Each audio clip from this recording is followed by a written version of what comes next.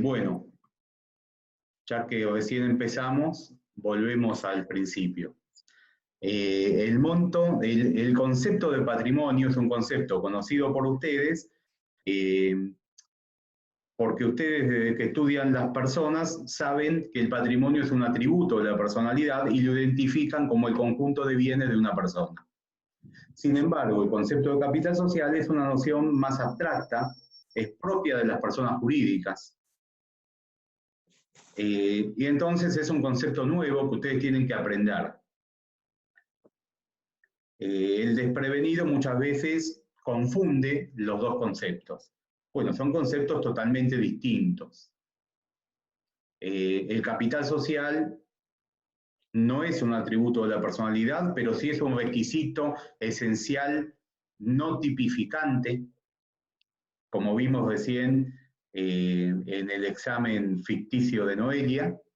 Es un requisito esencial no tipificante del contrato de sociedad, exigido por el artículo 11 como obligatorio, pero dispensado por el artículo 21. Si en una sociedad no hay capital social, igualmente hay sociedad, pero pasará a estar regida por las normas de la sección cuarta. Lo importante es que ustedes sepan que el concepto de capital social es una noción contable con implicancias jurídicas.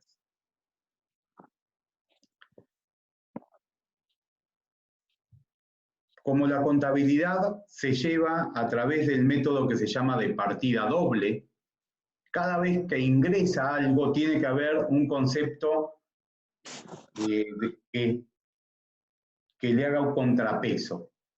Entonces, cuando ingresan los aportes de los socios, aumentan los activos de la sociedad.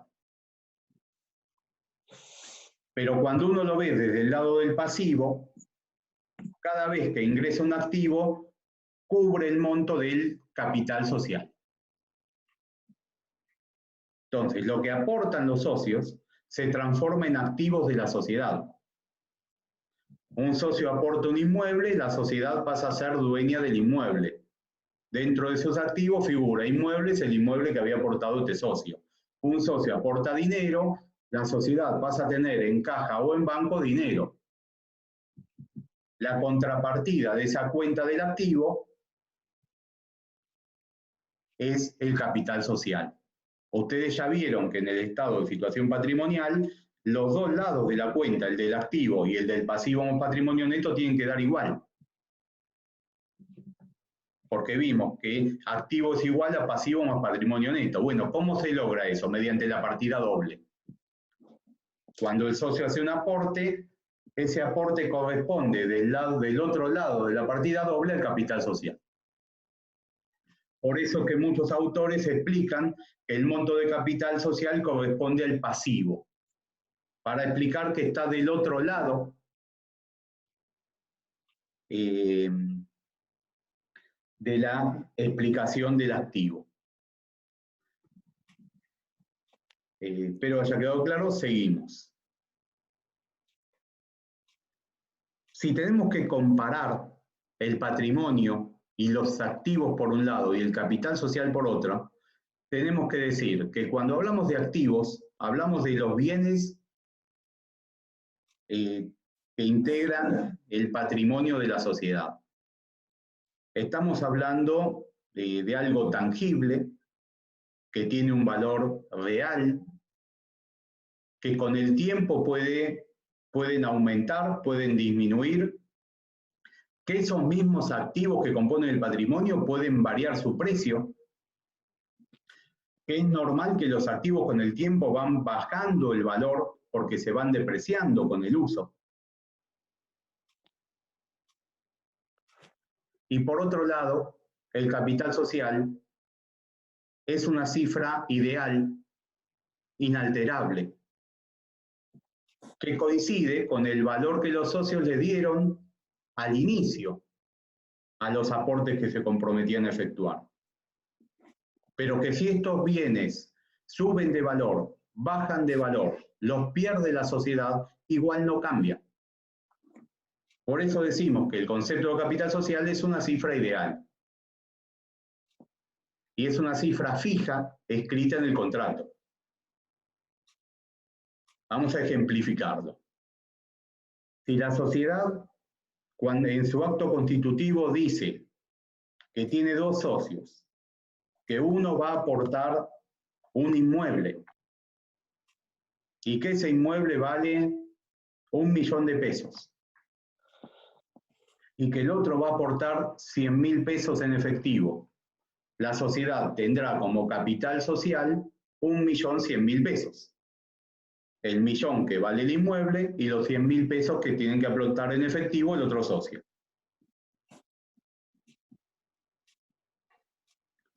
Y cuando la sociedad hace negocios, le embargan el inmueble y se lo rematan, la sociedad disminuye su patrimonio, pierde el inmueble, pero el monto de capital social no cambia. El monto de capital social es el mismo. Lo que va a pasar es que cuando contrastemos el patrimonio real con la cifra de capital social, vamos a ver que las pérdidas, en este caso el remate del bien, fueron consumiendo el capital social declarado. Si la sociedad pierde el inmueble y pierde los 100.000 pesos que había puesto el otro socio, se tendrá que disolver por falta de capital social. Pero no vamos a ver que año a año, cuando aparezca el balance, el monto de capital social vaya variando. El monto siempre va a seguir figurando como 1.100.000, aunque esté vacío, aunque no tenga patrimonio. ¿Lo entienden? Entonces, ¿cuál es el concepto de capital social? Bueno, un concepto claro y sencillo es el valor asignado al conjunto de aportes que los socios se comprometen a efectuar en el acto constitutivo. El valor asignado al conjunto de aportes que los socios se comprometen a efectuar en el acto constitutivo. Esto quiere decir que en el acto constitutivo, en el momento inicial de la sociedad, el monto de capital social es igual al patrimonio de la sociedad. ¿Por qué? Porque todo lo que la sociedad tiene en el momento en que nace es lo que los socios le aportan. Luego, a medida que hace negocios, ya sabemos, el capital social va a seguir siendo el mismo, el monto no va a variar, pero la sociedad va a tener ingresos y va a tener egresos. Va a tener ventas que van a generarle un crédito, esas ventas las va a cobrar, van a tener deudas que va a tener que pagar, y entonces esos pasivos van a generar que los activos vayan bajando. Pero entonces el monto del patrimonio va a ir variando constantemente. Pero el concepto de capital social, no. Entonces, otra vez, concepto de capital social es el conjunto, es el valor asignado al conjunto de aportes que los socios se comprometen a efectuar en el acto constitutivo. ¿Para qué sirve el capital social? ¿Cuál es su importancia? ¿Qué funciones cumple? Acá les anoté 3 que son las principales. 1. Indica el monto de la obligación a aportar por cada socio. Nosotros lo acabamos de mencionar, como el capital social está constituido por el valor que se da al conjunto de aportes que hacen los socios. Cuando vos querés saber qué debe aportar cada socio, tenés que ir a ver en el contrato constitutivo cuál es el capital social, cuánto suscribió cada socio y cómo se comprometió a aportarlo. Entonces, esa es una primera función importantísima del capital social, que es indicar en conjunto el monto a aportar por los socios. Segundo, cuando se determina el capital social y los socios suscriben el capital social, que eso se da todo junto en el acto constitutivo, el capital social permite determinar la medida o porcentaje de participación de cada socio en la sociedad. Si bien es verdad que los socios podrían pactar que ante un igual aporte un socio tenga un derecho distinto al otro, por ejemplo, tenga acciones que den más de un voto, el artículo 11, inciso 7 de la ley, dice que salvo pacto en contrario, el porcentaje en que cada socio hace sus aportes indica el porcentaje en que participa en la sociedad. Es decir, el porcentaje en el que va a cobrar dividendos, si la sociedad, del porcentaje en el que va a votar. A su vez, el capital social marca el límite, junto con las reservas libres y el 50% de reservas legales, de participación de una sociedad en otra sociedad. Artículo 31, lo vimos cuando hablamos de capacidad. Y a tal punto nuestro legislador lo marca como algo importante que en el artículo 94, inciso 5, dice que la sociedad se disuelve por la pérdida del capital social. Y el artículo 96 permite evitar la disolución si los socios deciden el reintegro total o parcial del capital social.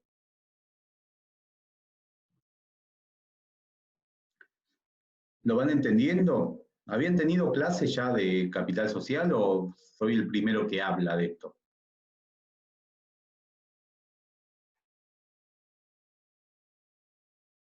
Bueno, sigamos.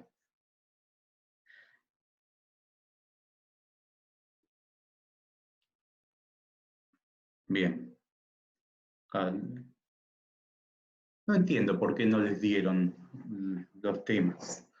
Pero bueno, al final terminamos hablando de todos los temas nosotros. Pero bueno, está bien, que les sirva lo importante. Listo. Bueno, listo. Gracias, chicos.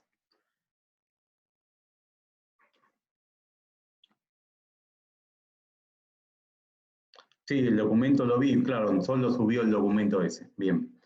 Bueno, cuando hablamos de capital social y hablamos de importancia y funciones, depende del autor que lean, van a ver que marca otras funciones como, o otros aspectos importantes del capital social. Yo se los quise poner en una diapositiva distinta porque van a ver que no todos los autores comparten estos tres criterios que les escribo acá. Primero, algunos dicen que la falta de correlación entre capital social y objeto al momento del acto constitutivo impide la inscripción de la sociedad. Nosotros de este tema ya hablamos, los puse igual en la diapositiva, las copié hoy también, y es el tema de la infracapitalización originaria. Dicho en otras palabras, hay autores que sostienen que una sociedad no se puede inscribir si no tiene un capital social que permita cumplir el objeto social que figura en el contrato, planteando que debe haber una necesaria relación entre objeto a cumplir y capital social. La verdad es que la ley no plantea esto. Ustedes leen el artículo 11 y en ningún lado los incisos de capital social y objeto están vinculados. En ningún lado del artículo 11 dice que el capital social debe ser suficiente para cumplir el objeto, y en ningún lado el objeto aclara algo respecto del capital social. Sin embargo, hay muchos autores que entienden que esta correlación debe existir en el momento originario, y de hecho algún fallo que negó la inscripción de una constructora, como es el fallo Beca Constructores SRL del año 80, planteó que si el objeto a cumplir no guarda relación con el capital social previsto en el contrato, estamos creando una sociedad que no tiene viabilidad económica y por lo tanto está bien que no se inscriba. En realidad no, Carolina, no. Acá hay dos opciones. O pensamos que una de las funciones del capital social es ser suficiente para el cumplimiento del objeto, y entonces decimos, si el capital social no permite cumplir el objeto, por ejemplo, pongo un capital social de 30.000 pesos para dedicarme a construir edificios, bueno, si entendemos que una sociedad así no se debe inscribir, directamente lo que pasaría es que esa sociedad no la inscribimos. Ahí sí, al no inscribirla, o habría que aumentar el monto de capital social o quedaría regida por las normas de la sección cuarta. En ese sentido, lo que escribiste sí estaría bien. Y la otra posición es decir, esa correlación no existe y entonces con cualquier capital social la tenés que inscribir. Una segunda premisa, esta la escribe Alfredo Cerrota en su paper, dice, si no existe una correlación entre el objeto y el capital, no, si no existe una correlación entre capital y objeto, resulta imposible el cumplimiento del objeto. En realidad, se puede ver así, pero no es como lo ve nuestro legislador. Nuestro legislador lo que dice es que si la sociedad pierde su capital social, se disuelve. Y que si está imposibilitada de cumplir el objeto, se disuelve. Eso no quiere decir que si el capital no es suficiente, la sociedad se tendría que disolver. Porque la sociedad puede tener poco capital, pero tener crédito. Y entonces poder cumplir el objeto a partir de un crédito bancario, por ejemplo. Y otra premisa discutida es algo que se conoce como función de garantía. Van a ver que muchos autores, cuando hablan del capital social, destacan una función del capital social como garantía de los acreedores. La realidad es que no es el capital social la garantía de los acreedores. La garantía de los acreedores es el patrimonio. Si el capital social es una cifra contable, vos podés no tener los bienes que te aportaron y vas a seguir teniendo el mismo monto de capital social. La garantía es el patrimonio, no es el capital. O lo es en una mínima medida, en la medida de que si no hay capital se debe liquidar. Pero la verdadera garantía para los acreedores no está dada por el concepto de capital, sino por el concepto de patrimonio. Por esto es que muchos autores dicen que la noción de capital social está en crisis. Sí, se está en crisis porque no tiene sentido que hablemos del capital social como garantía para nada, porque la realidad es que muchas veces el capital social no guarda relación ni con el objeto a cumplir, ni guarda relación con el verdadero patrimonio de la sociedad. Es una cifra que pusieron al principio, y esa cifra que pusieron al principio después no varía, con lo cual no es la verdadera garantía. Perdón, ¿puedo hacer una pregunta? Sí, dale. Según entendí, ante la fluctuación, digamos, de activos y pasivos, lo que varía es el patrimonio y no el capital social. Exactamente. Entonces no me queda claro desde qué momento se determina la pérdida del capital social. Claro, porque la pérdida de capital, ahí está. Hoy lo dije, pero me alegra que lo preguntes porque yo estaba seguro que no podía ser algo que entiendan tan fácil. La cuestión es así. El capital social, como cifra, se determina en el acto constitutivo. Y es un asiento contable. Coincide con los aportes que los socios se comprometen a efectuar. Ahora, los socios efectuaron los aportes. La sociedad empezó a hacer negocios. A la sociedad le fue mal en los negocios. Un tercero, ¿qué le embarga a la sociedad? Le puede embargar la cuenta de banco, le puede embargar un bien de su propiedad. No le puede embargar el capital social, porque el capital social es un asiento contable. Le puede embargar la cantidad de bienes que le aportaron a la sociedad y que cuando los cuantificás llegás al monto de capital social. Pero el capital social mismo no se lo pueden embargar. Entonces, la sociedad que hace negocios y pierde todos sus bienes, se encuentra con que sigue teniendo el mismo monto de capital social, pero ya no están ni los aportes ni otros bienes que haya obtenido por ganancias para decir que ese capital social sigue existiendo. Entonces, contablemente, el monto de capital social es el mismo porque no puede cambiar, porque es invariable,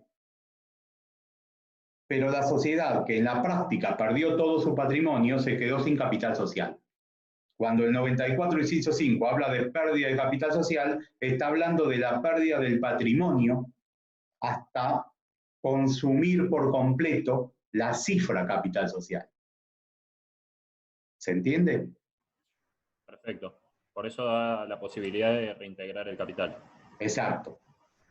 Perfecto. Y por eso es muy importante que cuando ustedes tienen que entender esta clase, se hagan una primer noción. La noción es, el capital social como concepto es un concepto contable.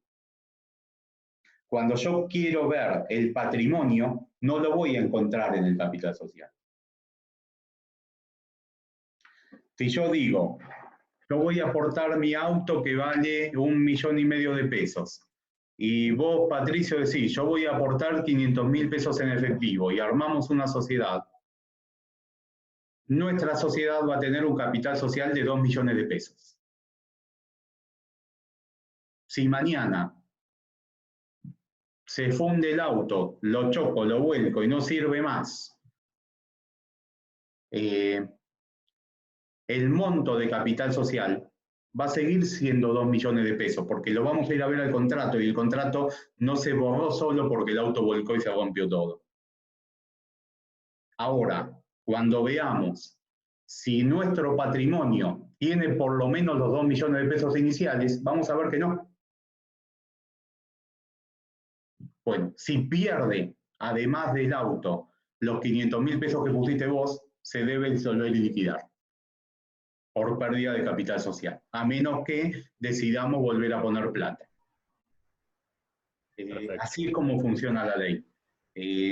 Cuando ustedes quieren ver activos, bienes específicos, tienen que hablar de la cuenta activos o tienen que hablar del patrimonio de la sociedad. Cuando quieren ver el monto de capital social, están hablando de un concepto contable.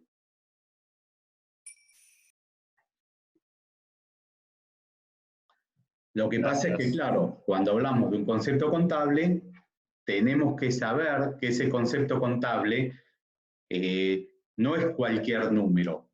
El número de ese concepto contable, o sea, la cantidad de pesos por lo que lo representamos, es igual a la totalidad de los aportes suscritos por los socios.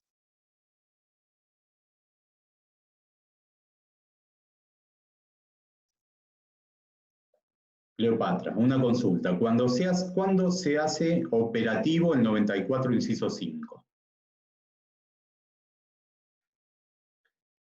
Ahí te lo respondo. Ya te entiendo, ¿eh? Vos me estás preguntando ¿cuándo Sí, puedo saber? perdón, estaba justo ladrando el perro y no podía activar el micrófono. Lo que quería preguntar era en qué momento, por ejemplo, empieza a operar la causal de disolución. O sea, si tiene que disolverse hasta cierto porcentaje o si ya con 1.000 pesos que le falten al capital social ya se considera como que hay que reintegrarlo. Porque por lo que yo entiendo, el carácter indisponible debería ser que al mínimo que falte ya operaría. Pero por eso no sé, me surgió esa duda leyendo. Bueno, no es así. Lo que vos planteás es muy lógico con los elementos que sabés hasta ahora. Pero la verdad es que no es así. La verdad, La disolución por pérdida de capital social es cuando el patrimonio llega a cero. Antes, la sociedad ve disminuido su patrimonio por debajo de la cifra de capital social, pero no llegó a cero. Eso lo que genera en la práctica es cuando la sociedad perdió el 50% del capital social, siempre para poderlo constatar es necesario un balance del que surja esa información. Cuando perdió el 50% está obligada a hacer una reducción obligatoria de capital social. Artículos 204 o 205 por ahí. Pero que se ve en la segunda parte, pero bueno.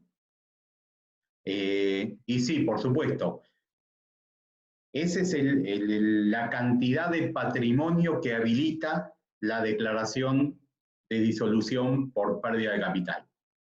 Ya sabemos que no opera de pleno derecho y sabemos, como acota Alan, que para poder hablar de disolución por pérdida de capital social tiene que entonces haber un balance que los socios aprueben del que resulte la pérdida completa del capital social, o mejor dicho, del patrimonio por consumiendo la cifra entera de capital social, y la decisión de los socios de no reintegrar capital social total o parcialmente. Bárbaro, gracias. El tema es que cuando lo que preguntás vos, Cleopatra, es muy lógico y tiene un poco que ver con la manera en que lo enseñamos. No sé si ustedes notaron, pero yo en estas últimas clases les empiezo a complicar algunas cosas dándole algún concepto contable. Y es porque ustedes ya una base la tienen, entonces yo puedo hablar en un nivel un poco más complejo y me logran entender. Algunos más fácil, otros con más dificultad, pero me logran entender. Esto significa que muchos conceptos que dimos, a veces los dimos de manera simplificada, para que entiendan lo que queríamos decir. Entonces, nosotros decimos que capital social es una cifra indisponible. Y entonces, lógicamente, Cleopatra lo entiende y dice, bueno, si gastaste un peso de capital social, te tenés que disolver, si no podías tocar. Pero no es así. ¿Cuáles son los principios que rigen el capital social? Unidad.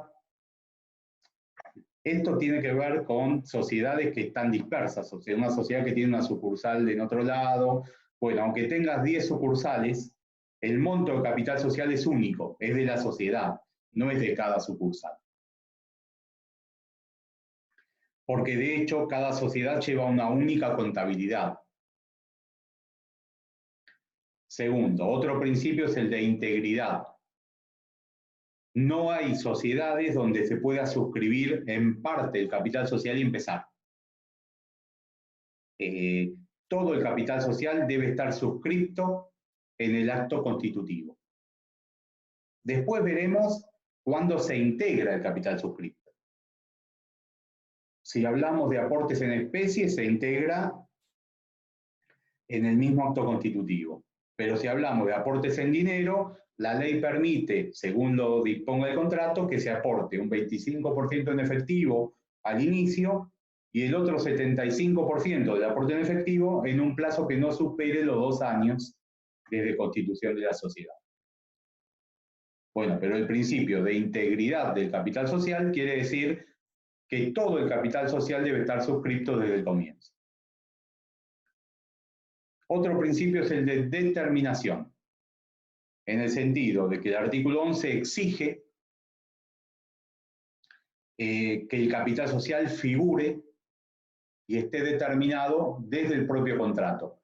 Ya vimos que este principio sufrió un debilitamiento, ahora voy, Carolina.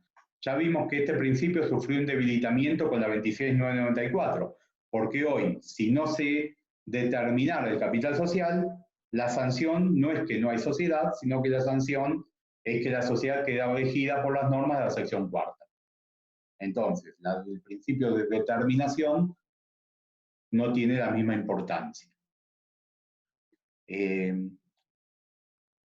Acá preguntaba Carolina Tami, si hay modificación del capital, se inscribe después. La modificación del capital es una modificación del contrato. Se rige por las normas del artículo 12, lo resuelven en cada sociedad de acuerdo a las mayorías para modificar el contrato y lo inscriben, y desde que lo inscriben el contrato pasa a incorporar la modificación.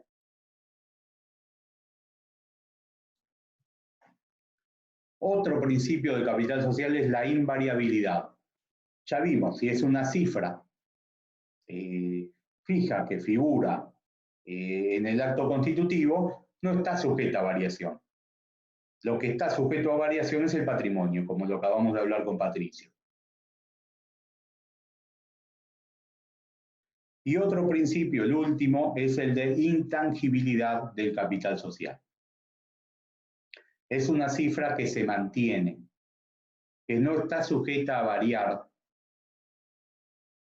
aunque los bienes aportados tengan más valor, tengan menos valor, porque hace a la protección de todos los que participan de la sociedad, ya sean como socios, como acreedores sociales, o control del propio funcionamiento de la administración. Bueno, estos son los principios que gobiernan al capital social. Yo se los estoy dando todo lo completo que vi, que lo desarrollaba, por ejemplo, Alfredo Zagota, para que después les pueda servir como guía para ir a buscar si quieren ampliar algún concepto en lo que él escribió. Lo que tenemos que seguir viendo, si bien no sé si tenemos mucho más tiempo, tenemos todavía 20 minutos, bueno, tenemos que ver 3 temas más. Tenemos que ver aportes, tenemos que ver prestaciones accesorias y tenemos que... aportes y prestaciones accesorias. Bueno, hasta acá hablamos del capital social como el conjunto de los aportes de los socios. Luciana, ¿le puedo pedir otro ejemplo de capital social?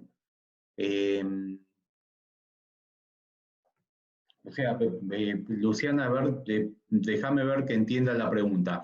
¿Vos me estás diciendo que no terminás de entender qué es? Escribime o habla.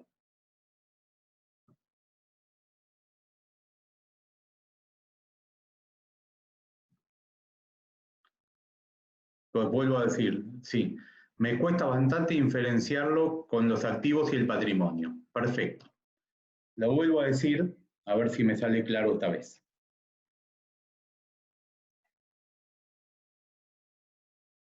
Digamos que con 2 amigos decimos vamos a armar una sociedad.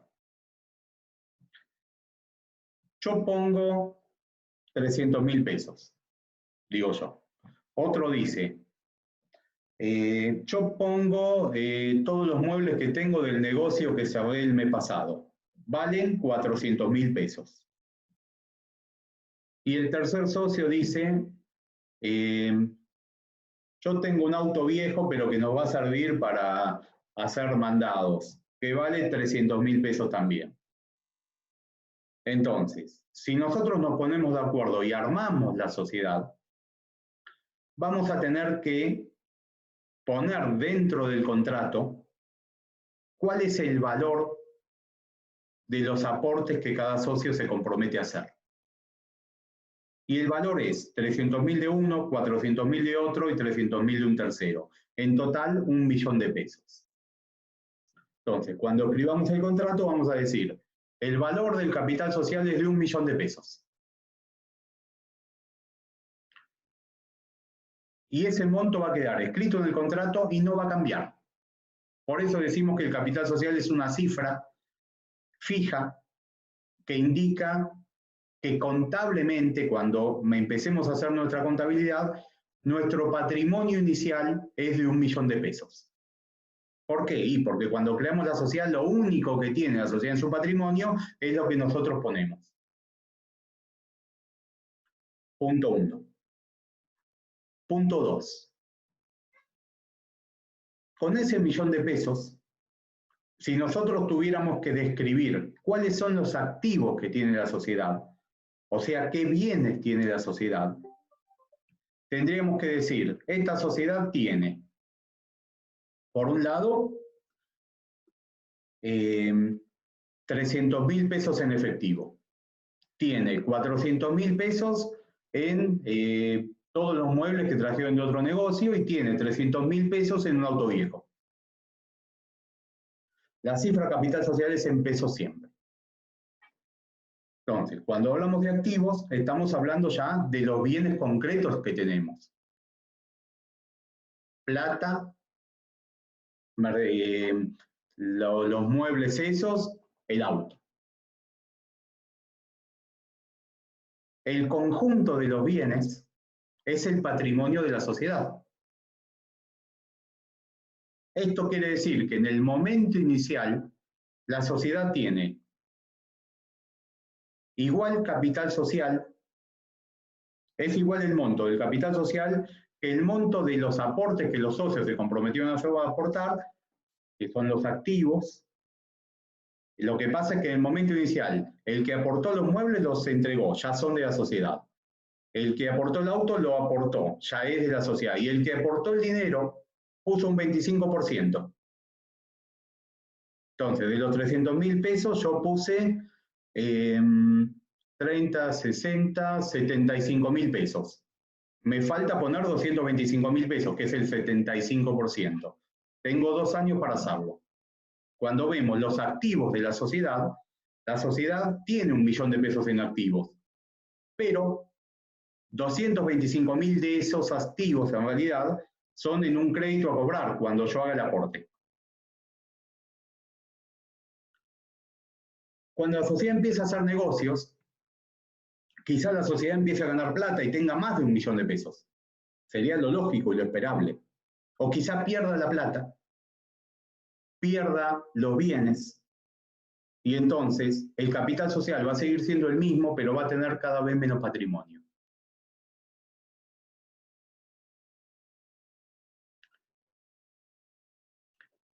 Exacto. Lo que va a tener en menos es el patrimonio, no el capital social. El capital social va a seguir figurando 1 millón porque es el monto que escribimos en el contrato. ¿Se entiende, Luciana, con estos ejemplos cómo funcionan los conceptos de capital social, activos y patrimonio, o tampoco? Habla, Luciana, dale. Sí, ahí me quedó más claro. Muchas gracias. No, de nada, bueno, me alegra que se entienda. Aportes. En realidad el tema de aportes no es tan complejo. Lo vamos a ver, pero lo más difícil de la clase era lo que acabamos de ver. ¿Qué se puede aportar a una sociedad? En general, se puede aportar obligaciones de hacer o se pueden aportar obligaciones de dar. ¿Qué entendemos por obligaciones de hacer? La más característica de las obligaciones de hacer es la de aportar trabajo. Hay un tipo social que es la sociedad en capital e industria, donde uno de los socios, que se conoce como socio industrial, se compromete a trabajar en la sociedad, sin relación de dependencia, y por lo tanto, su trabajo es su aporte.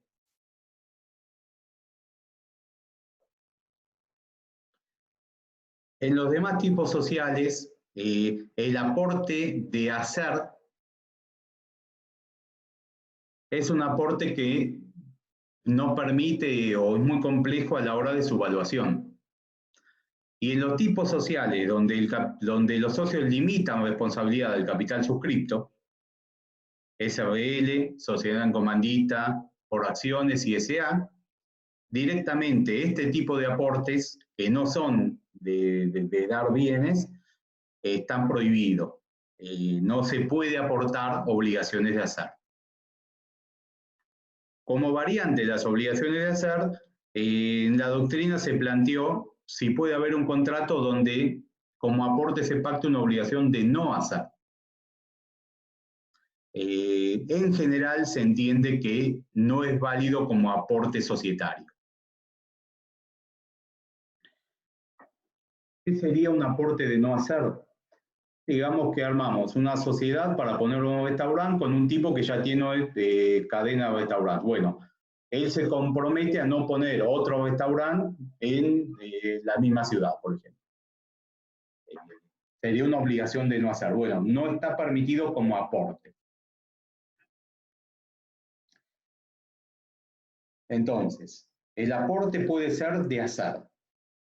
En las sociedades donde los socios limitan su responsabilidad del capital suscripto, los aportes de hacer no están permitidos. En los demás tipos sociales es válido. Y el más característico de estos aportes de hacer es el de aporte de industria, o sea, del trabajo en la sociedad en capital de industria. Entonces, ¿la obligación de hacer solo está permitida en las sociedades de capital de industria? No. Listo. Sigamos.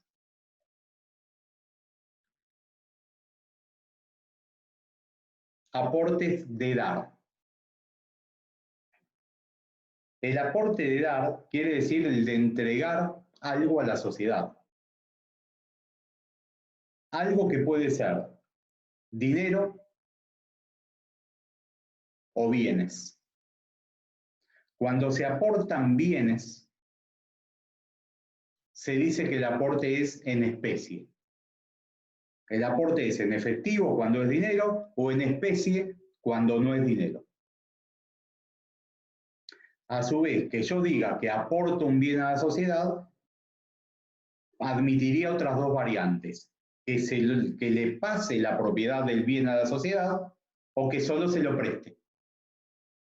Entonces, se distingue el aporte de dar en aporte de dar en propiedad o en aporte de dar en uso y goce. Un aporte en uso y goce sería, yo pongo mi auto para la sociedad, aporto el uso de mi auto, pero la propiedad sigue siendo mía.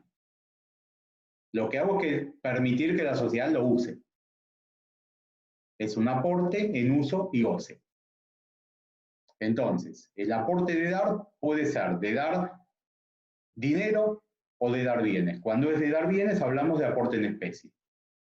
Y puede ser de dar en propiedad o de dar en uso y goce. En las sociedades de personas se admiten todas las variables.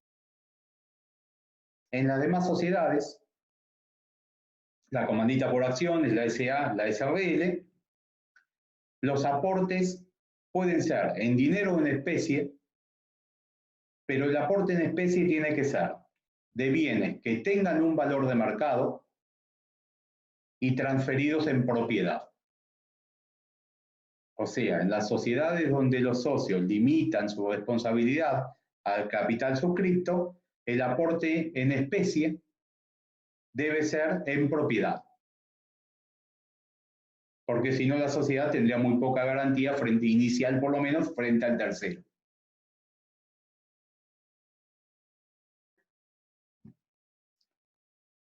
Aportes en sociedades donde los socios limitan su responsabilidad son en dinero o en especie.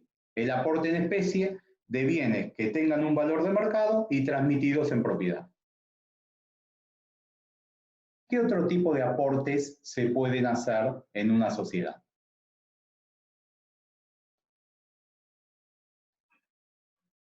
En general, todo lo que tenga un valor de mercado, o sea, un valor que se pueda acreditar, se puede aportar. Se pueden aportar cosas, se pueden aportar derechos que tengan un valor, como pueden ser derechos sobre marcas, patentes, concesiones. En este caso, en ese aporte de derechos hay un artículo, que es el artículo 40, de la ley, que es un artículo muy claro, que permite el aporte de estos bienes siempre que tengan un valor de mercado, ¿no? Si no tienen un valor de mercado, ese aporte no estaría permitido. Yo acá puse la ley de sociedades. ¿Ustedes están viendo la ley de sociedades? No. El artículo 40 dice: los derechos pueden aportarse cuando estén debidamente instrumentados y se refieran a bienes susceptibles de ser aportados y no sean litigiosos.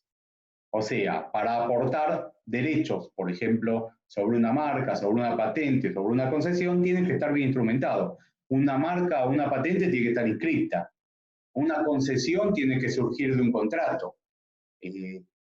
A partir de esa instrumentación se podrían aportar estos bienes.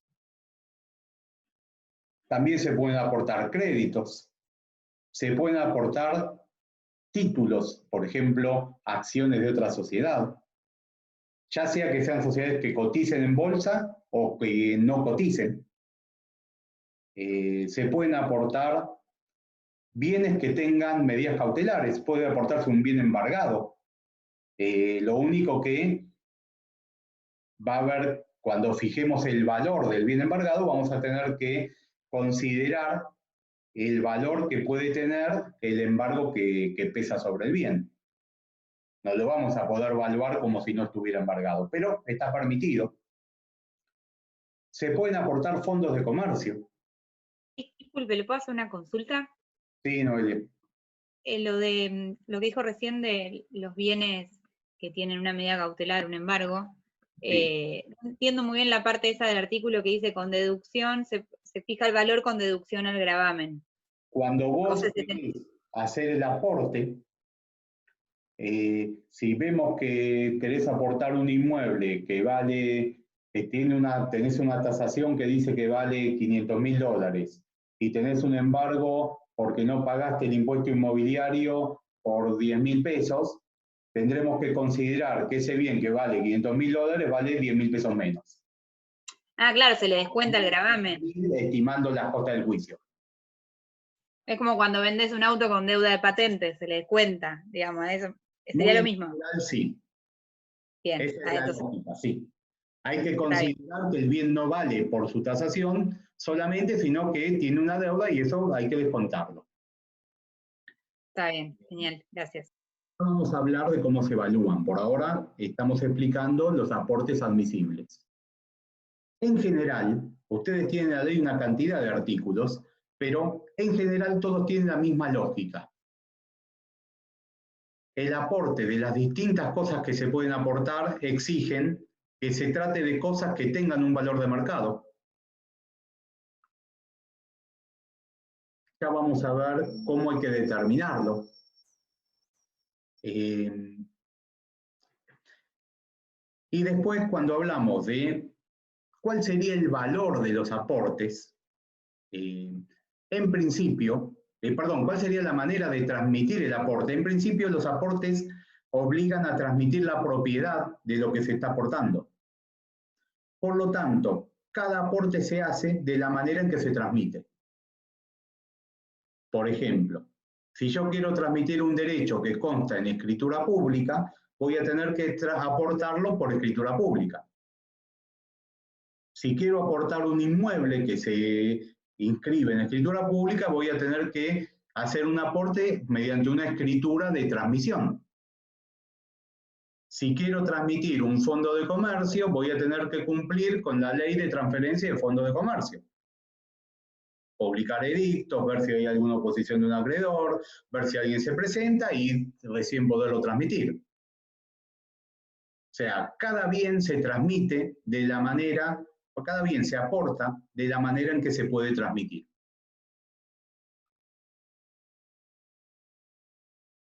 ¿Qué pasa si aquello que aporté se pierde por evicción?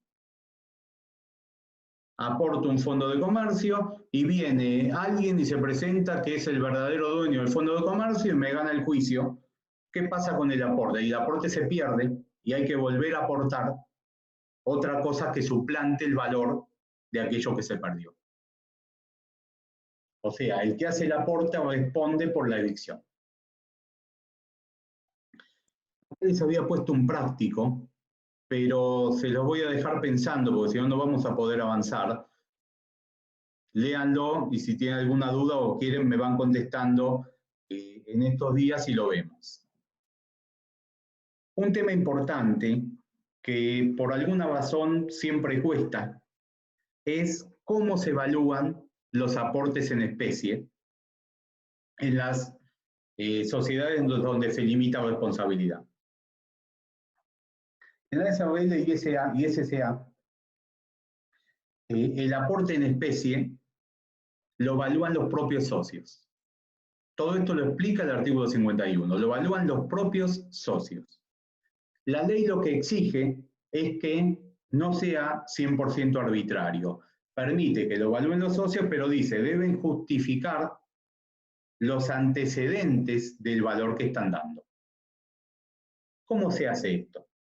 Yo aporto una casa. Digo, para mí mi casa vale $100.000. La aporto.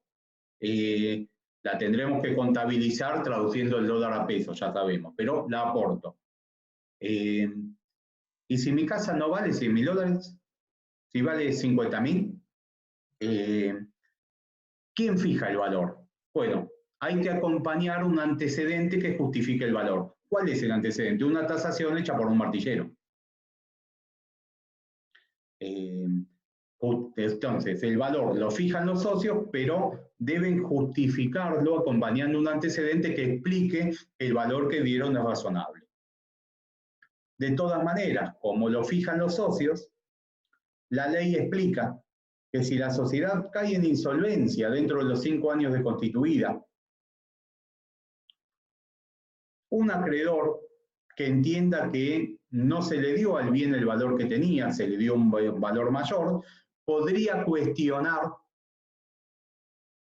el aporte y decir, no, Talier se aportó en $100.000 algo que valía 50, que venga a traer los otros 50.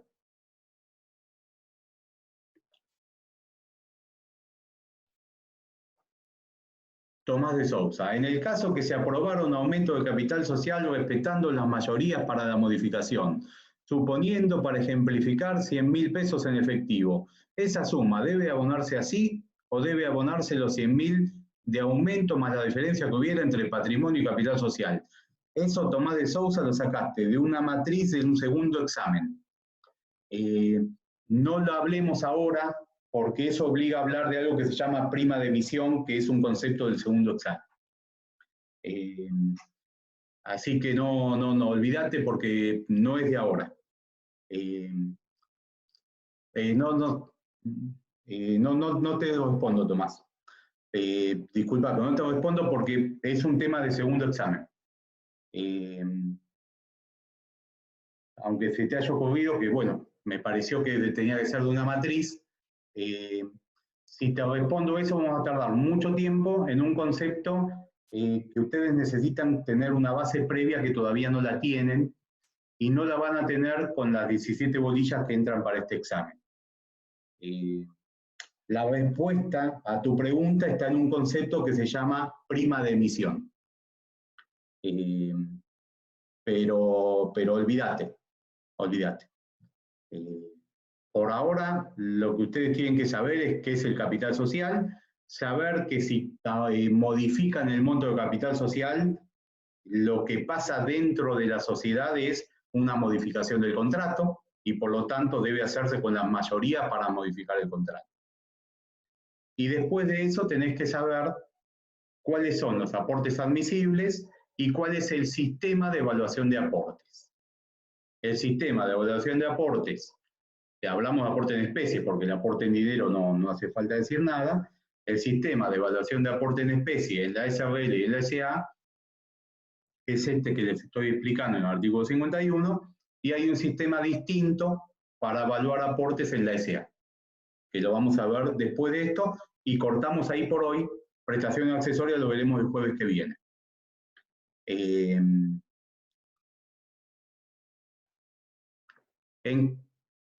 Entonces, ¿cómo se evalúa el aporte? Lo evalúan los propios socios. Deben justificar los antecedentes de la evaluación. Como ellos son los que justifican el valor, si se equivocaron al justificar o evaluaron a propósito mal, en principio la consecuencia se daría si la sociedad cae en insolvencia dentro de los primeros 5 años de constituida. En ese caso, un acreedor podría cuestionar el valor dado a ese aporte y exigir que se complete si es que estuvo subvaluado, o sea, si es que estuvo sobrevaluado.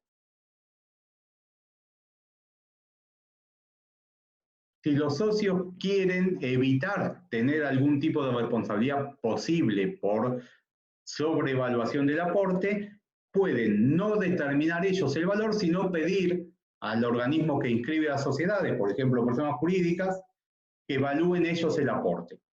En ese caso, ahí sí puede haber, en ese caso sí puede, el socio va a quedar liberado de algún eventual planteo de un tercero. Disculpe, a mí me distraje un mensaje que entró acá al relojito.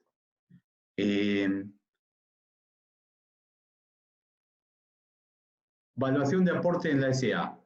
En la SA, a diferencia de la SABL y de la SCA, los aportes los aprueba la autoridad de aplicación. O sea, directamente es la autoridad, personas jurídicas, la que va a decir cuánto vale el aporte. Sí. Tengo una duda con el 53, porque dice que cuando se infravalúa un aporte se admite... No, pero ahora lo vamos a explicar, Camila. Porque es... ¿qué pasa en la SA? Lo estamos empezando a hablar. Recién hablamos SABL y SCA. En la sociedad anónima, a diferencia de lo que acabamos de ver, el aporte no lo evalúan los propios socios, sino que lo evalúan personas jurídicas, por el valor de plaza o haciendo una tasación si es que no es fácil determinar el valor de plaza. Pero no lo evalúan los socios no dicen vale esto, lo dice la autoridad de aplicación. Entonces, puede pasar que el valor que quisieron dar los socios no coincida con el valor que diga personas jurídicas. ¿Cómo se soluciona esa cuestión? Es lo que preguntabas vos, Carolina, y que yo acá se los escribo como efecto de la sobreestimación. En ese caso, el aporte se va a tomar por el valor que diga personas jurídicas, que es el valor, porque es quien es la encargada de decir cuál es el valor del aporte, cómo tasar el aporte. Si persona jurídica dice que valía menos que lo que los socios habían previsto en el contrato, ¿qué pasa? ¿El aporte es válido o se lo devuelven? Bueno, lo que primero resuelve el legislador es válido. Pero el que hizo el aporte va a tener que completar el valor de aporte que no integró. Vos dijiste que aportabas en 100 un bien que para persona jurídica vale 80. Bueno, venía a traer 20. La ley aclara que el aportante podría tener derecho, o tiene un derecho a decir, pido que me dejen aportar 80 entonces. Y que si los socios que representan 3/4 partes del capital, sin contarlo a él, lo aceptan, entonces aportará menos. Otra vez. Si el valor de personas jurídicas es menor, es menor que el que los socios estimaron, los socios dijeron que valía 100 y persona jurídica dice que vale 80, el efecto de eso es que se admite el aporte por 80, y se le exige integrar 20 más. Y el socio puede plantear que con el permiso de las 3/4 partes de los demás socios, del capital de los demás socios, lo dejen aportar solo 80 y entonces tenga una participación menor y la sociedad tenga un capital social menor. Si no le aceptan esa reducción, tendrá que completar los 20 que le faltan o entrará en mora en la integración de los aportes. Ahí, Camila, ¿se entiende? Bueno, tendríamos que seguir, pero la verdad es que es tarde. A ver, Ayelen pregunta, ¿en supuesto de liquidación de una sociedad la sobrevaluación estaría incluida dentro del concepto de contribuciones debidas? No, en realidad no se va a regir por el 106, sino que siempre se va a regir por esta norma, pero en ese sería el último momento para plantearlo. Camila, sí, pero no entiendo por qué no prefieren que se evalúe mayor un bien infravaluado. No, el tema es así. Si yo, vamos a poner un ejemplo más burdo. Armo una sociedad con Noelia, ahora que aprobó el examen simulacro, y le digo, bueno, hace una cosa, Noelia, vos ponés, no sé, 500.000 pesos y yo pongo 500.000 pesos también. Me dice, mira, Cristian, no tengo 500.000 pesos, tengo una computadora vieja, y yo te digo, mira, yo tengo otra computadora vieja, pero hagamos una cosa, escribamos que nuestro aporte es de 2 computadoras que valen 500.000 pesos cada una. Y acompañemos tasaciones que digan que las computadoras valen eso. Conseguimos 2 amigos, tasación, sociedad por 1 millón de pesos de capital social. ¿Cuál es el problema? El problema es que mañana, cuando los acreedores quieran cobrar sus deudas, van a darse cuenta que en nuestra sociedad capaz que hay solo 20.000 pesos en lugar de 1 millón. Por esa razón, no se permite la sobrevaluación de aportes. Y por esa razón, la sobrevaluación de aportes genera una responsabilidad en los socios que aportaron. Entonces, como es la sociedad, perdón, en el caso de las SRL y sociedades en comandita, la sobrevaluación genera la responsabilidad por 5 años y la sociedad cae en quiebra. Se insolventa. Y en el caso de las sociedades anónimas, genera que personas jurídicas no te inscriban tu aporte, mejor dicho, te inscriba tu aporte por ese valor, pero te diga, pero te falta traer esto. ¿Para qué? Para que el monto que decís aportar efectivamente lo aportes. O sea, es para protección del tercero y para que si vos decís que tu capital social es tanto, efectivamente los activos de la sociedad valgan eso, por lo menos en el momento inicial.